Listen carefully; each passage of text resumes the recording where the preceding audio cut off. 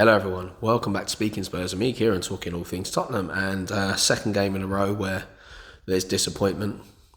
Technically it's an improvement on the last game because we lost 1-0 to Brighton at home, and we've drawn to Brentford away, and actually outside of Chelsea, Brentford have taken more points in London derbies this season than any other team, which is a massive credit to them and Thomas Frank on what they're doing there.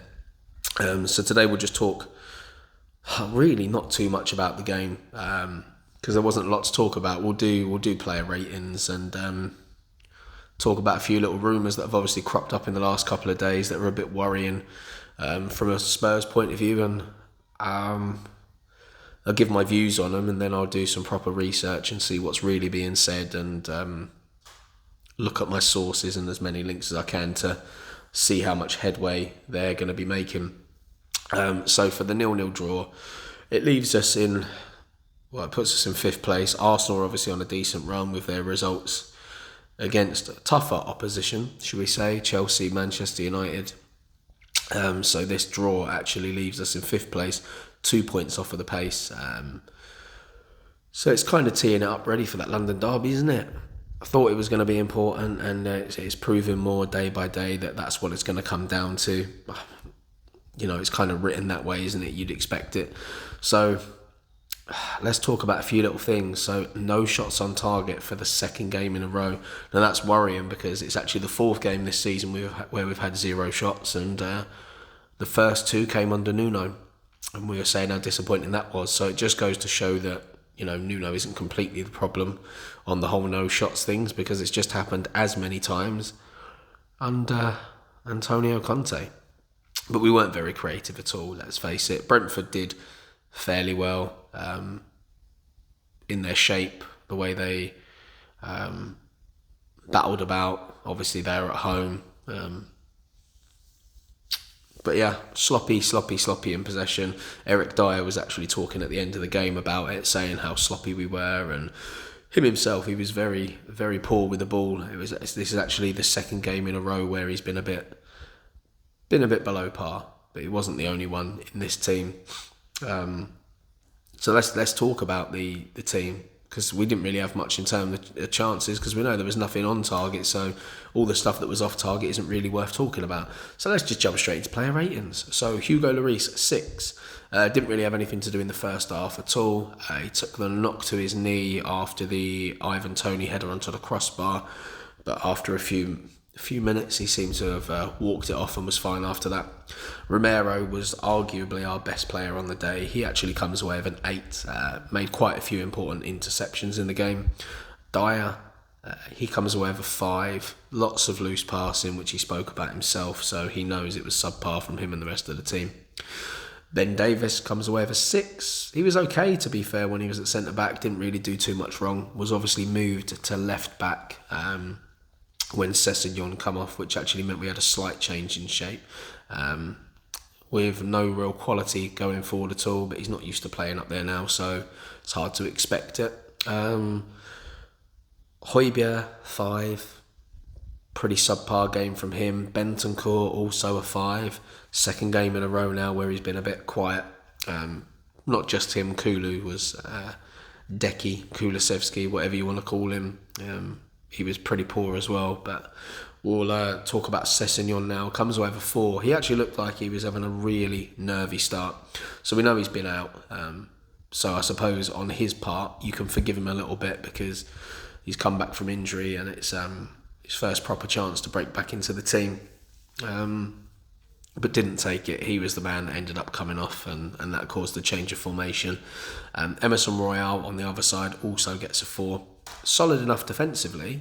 I mean, his defending's not actually been too bad for us. It's just his attacking quality is not there. He can get forward, but he can't do anything with the ball. I mean, that is a worry.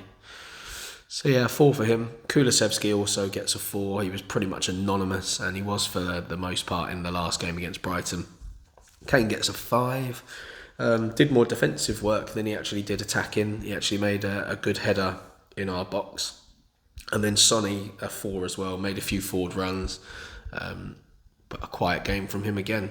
In terms of substitutes, Sanchez gets a 5. He came on and he pretty much did okay, slotted into the defensive line, nothing of note that was great or poor. And then Lucas Moura came on late on, not really enough time for a score. And we're only just over the 5-minute mark, and there's pretty much nothing else I can say about this game. It was just flat, is the nicest way to put it. It wasn't a great performance. The lads just need to work harder. Like, if you want this 4th spot, you've got to work for it, because Arsenal are clearly putting in the work. They've just tackled 2 of the teams that are in and around those areas. Obviously Chelsea in 3rd,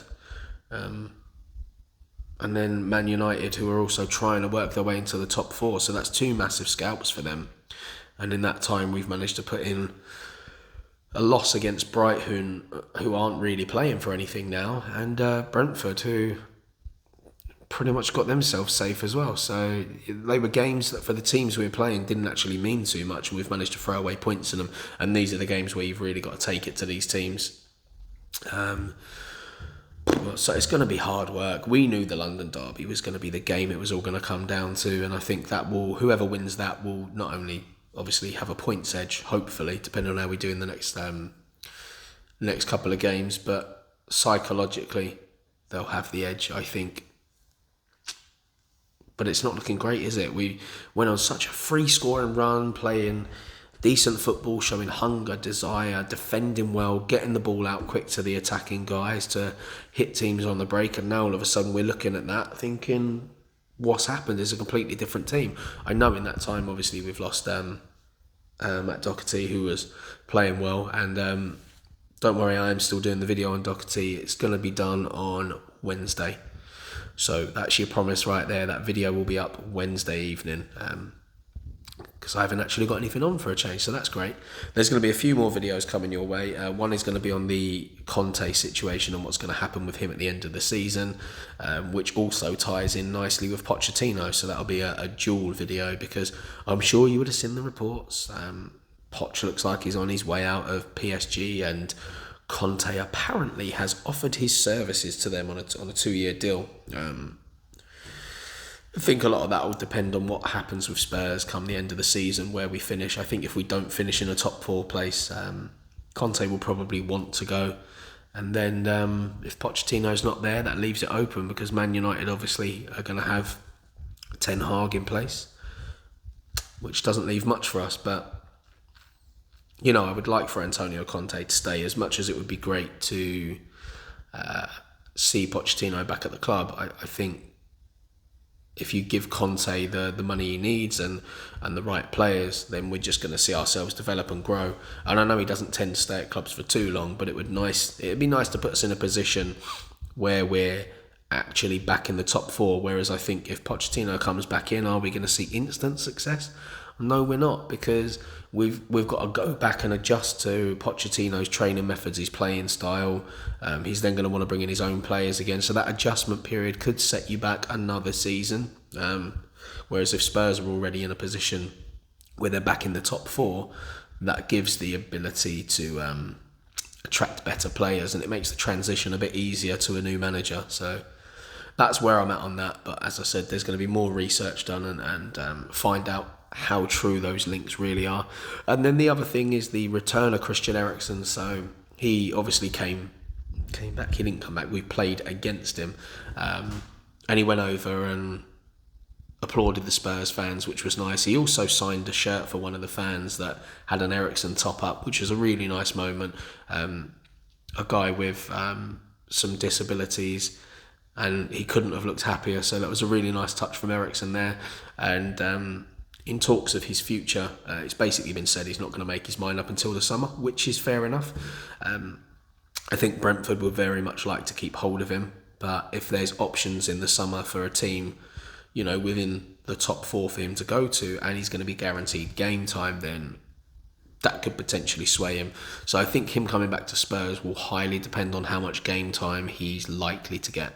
I don't think he wants to come in and be a rotation player or somebody that's in and out the team every so often, when he can be at Brentford and be a guaranteed starter every week. So, you know, that one will be interesting. We'll see how that one develops over the coming weeks. But yeah, it's pretty much all there is to talk about today. So I'll make sure I do a bit more digging into some of those stories. Naturally, all the transfer stories are going to start surfacing, which gets everybody excited. So there'll be plenty of them coming your way. But thanks for sticking around. I know it's a disappointing one to talk about. Not much content to the video, but there wasn't much to break down. It was just an off day for Spurs, and hopefully these two poor displays will light a fire up under the lads and kick them back where they need to be. So expect a much better performance in the next game. All right, so thanks for sticking around. I hope you enjoyed what you could from that video. Don't forget to leave your comments below about your disappointment from the weekend. If you haven't done so already, please subscribe to the channel. Don't forget to put it with a like, and as I said, comments below. So thanks for watching today. Take care, and until Wednesday for the Doherty video, come on you Spurs.